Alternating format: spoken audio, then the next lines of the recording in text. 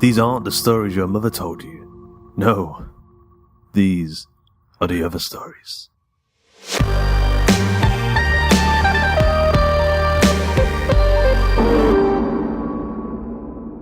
Death Throes. Written by Ben Errington. Narrated by Joseph Maudsley. As Adam regained consciousness, he took a few seconds to prepare himself before he opened his eyes. Convinced that the sharp pain in his chest meant that he'd have to contend with the horror of a jagged piece of debris protruding from between his ribs. He tasted blood and could smell gasoline, although he wasn't sure which sense made him feel more terrified. He'd been involved in a car accident twice before, but he knew that neither of those previous experiences were anywhere near as bad as this one. Firstly, there hasn't been a second party involved in either, but this time there was. He'd seen her, mouth wide, probably screaming as the vehicles collided. He was screaming too, or shouting something, but he couldn't remember what. He knew exactly what he'd been thinking, however. Not like this. As he opened his eyes, he felt a brief swell of relief that he was the right way up. It'd been hard to tell as his brain felt swollen regardless, hopefully because of the shock and not because of something more serious.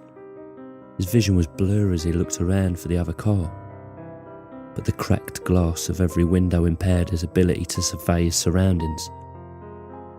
He moved, but the pain in his chest wrenched upwards as he cried out. Blood was dripping steadily from his chin, probably due to some teeth that he could tell were missing by poking around his mouth with his tongue. He unbuckled his seatbelt and felt around his torso with shaking hands, probing for a wound or a missing chunk of flesh. He could tell he was okay.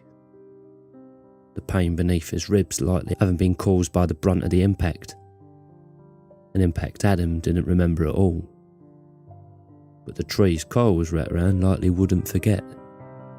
He coughed and spat blood onto his legs, which he struggled to move, and cursed as he noticed the car's airbag hadn't deployed. He was confused and also incensed at the fact, but grateful to be alive and kicking. As he opened the driver's side door, it fell off its hinges onto the asphalt and he slipped out of the car with a thud. He looked around the edges of the country road for a sign of life. All he was greeted with was the sound of birds, unfazed by what had just happened. He steadied himself on his feet and ran over to where the other car had rocked steadily, all four wheels spinning. "Are you okay?" Adam shouted. But immediately he could tell that the girl wasn't. There was blood. Lots of it. The girl was looking at Adam with wide eyes, asking for help without saying a word, but he knew it was too late. The gasping breaths, the bubbling noise in her throat. He knew she was dying.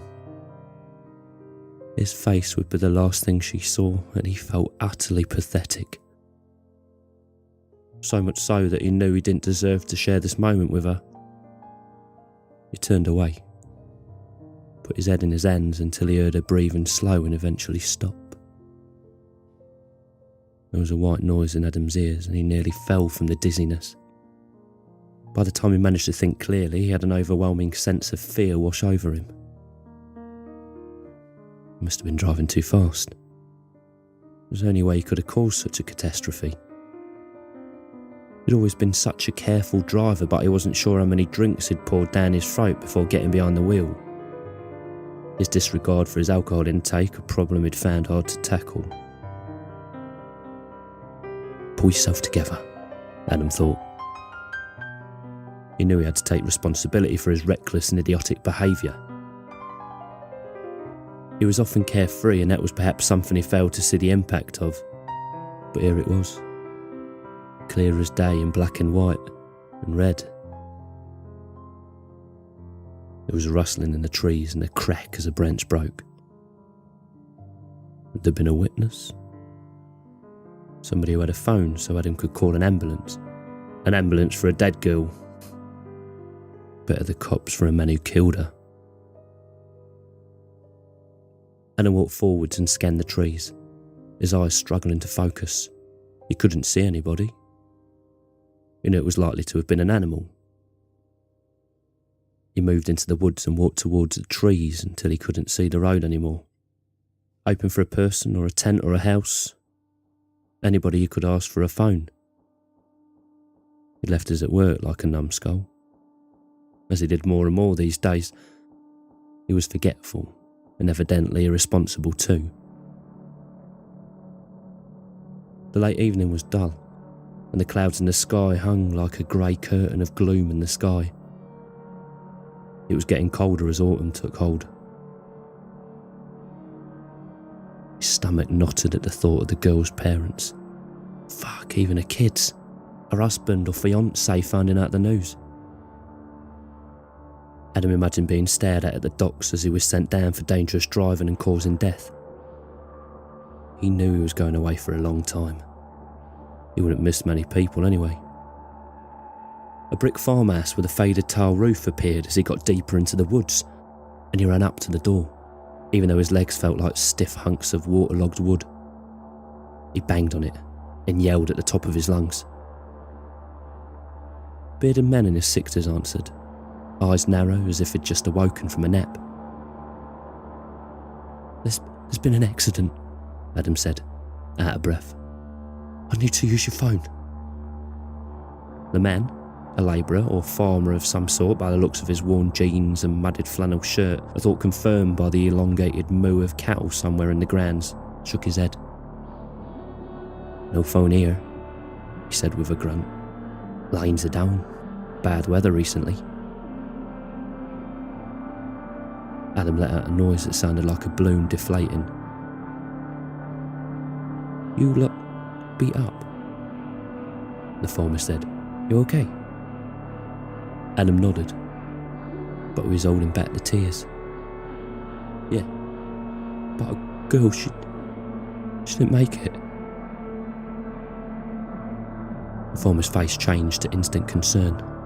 He grabbed his jacket from the back of the door. Show me. They walked in silence back towards the scene of the crash. But as they approached a clearing in the trees, Adam couldn't see either of the wreckages. Perplexed, he looked up and down the road as he moved through the foliage. Ben in the street looked the same. But he realised that somehow he must have lost his bearings. Adam turned to the farmer to explain, but he was gone. Adam looked around for a few seconds and shouted, "Hey!"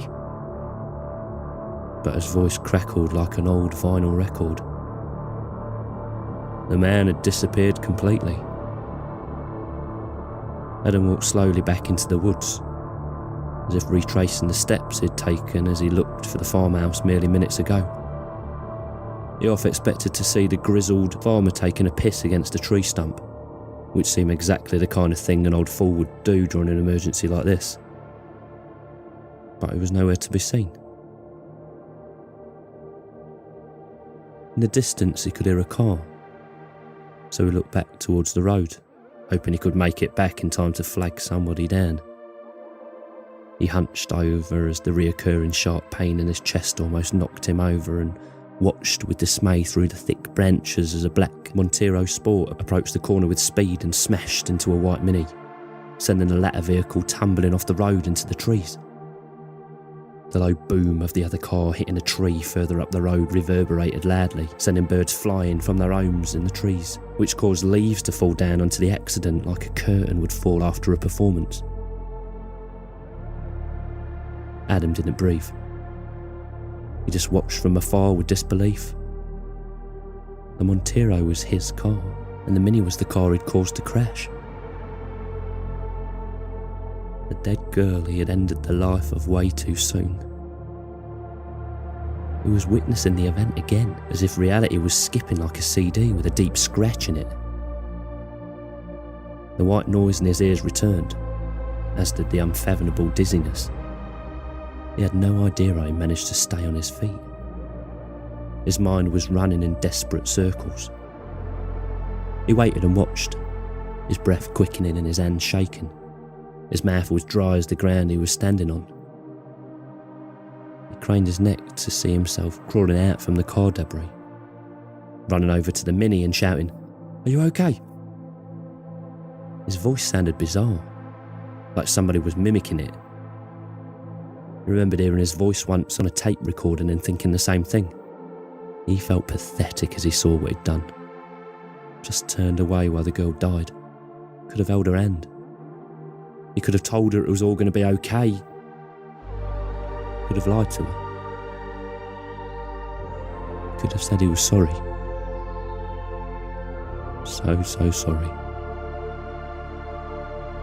This awful reconstruction was somehow displaying itself as reality continued without mercy. The second Adam was standing there, staring off at nothing in particular.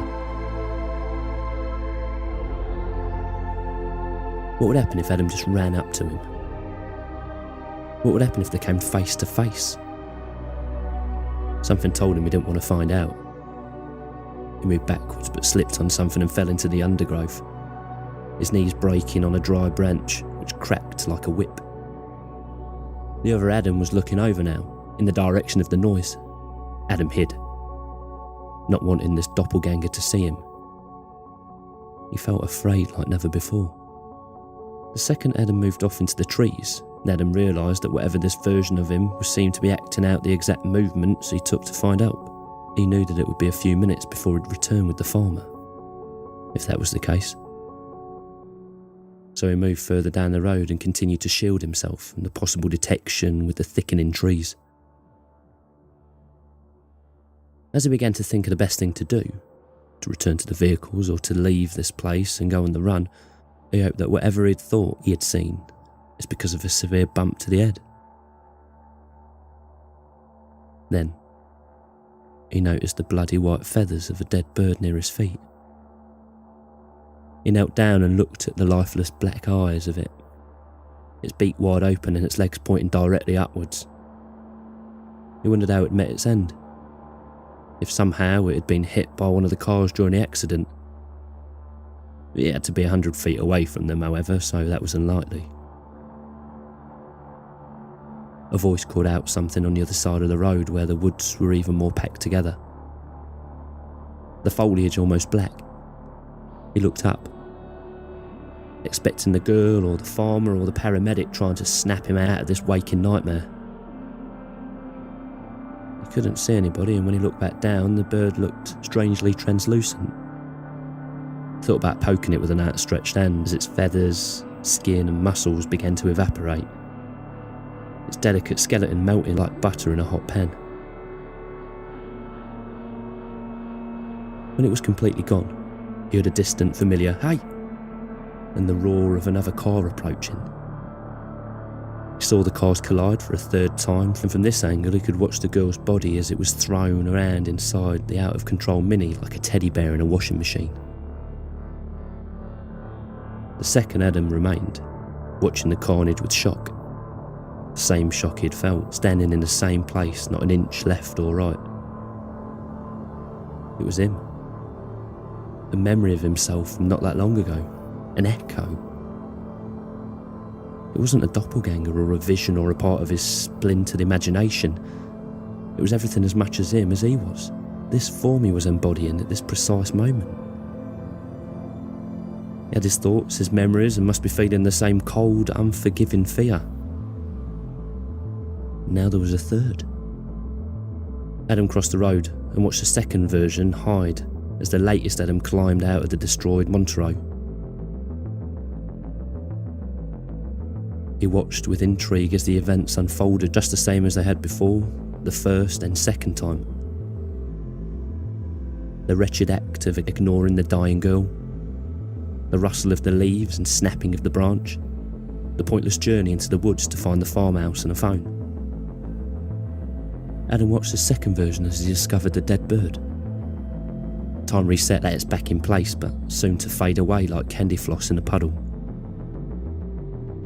He wondered if he could communicate with himself in some way, so he called out. his voice high and loud due to the tightness of his throat. He ducked behind a log and snuck a look, the second Adam urgently searching for the source. Adam thought it may already be dead. This seeming never-ending time loop soon to fold in on itself when there are hundreds, maybe thousands of versions of the lookalike spectres haunting this place for eternity. Adam knew that he didn't want to witness the collision, so he waited until the car engine could be heard again. A careless driver careening towards an unavoidable death of a poor young girl. Adam approached the edge of the road and leapt out just in time for the Montero to slam on the brakes, surely far enough away from the Mini to keep it out of the equation. It was too late for Adam, however, and he came face to face with himself as the car struck him hard, turning his organs into mush and breaking his bones like matchsticks. There was no pain. No pain at all. He watched through a reddening haze as the girl, alive and well, jumped out of her Mini and ran towards the Montero, which is on its side. A river of shattered glass left in its wake, and pulled the fourth Adam from the wreckage. Adam's eyes began to close and he noticed his arms bent backwards with a sharp broken piece of bone protruding from it begin to slowly turn translucent, just like the bird's feathers had. You could see his muscles and bones, just like an X-ray. His veins were thinning with each second that passed. Somewhere, in another world or in another layer of reality, somebody was watching him disappear with the same fascination as he had watched that bird. He could have been scared, but he felt strangely at peace.